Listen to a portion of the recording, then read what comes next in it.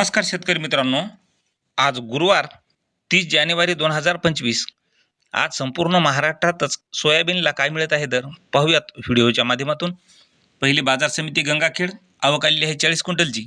कमीत कमी दर मिळाला 4,100 रुपये, सर्वसाधारण दर 4,100 रुपये, तर जास्तीचा दर मिळाला 4,200 रुपये.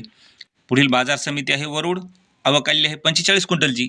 कमीत कमी दर मिळाला 2,900, सर्वसाधारण दर मिळाला 3,909 रुपये, तर जास्तीचा दर मिळाला 4,230 रुपये.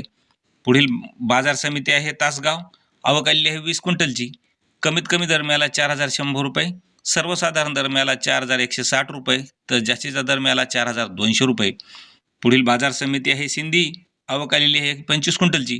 कमीत कमी दर मिळाला 3,340 रुपये, सर्वसाधारण दर 3,750 रुपये, तर जास्तीचा दर मिळाला 4,100 रुपये.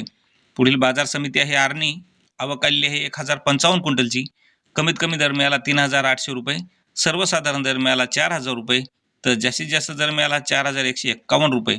पुढील बाजार समिती आहे लासलगाव, आवक आलेली आहे 483 क्विंटलची.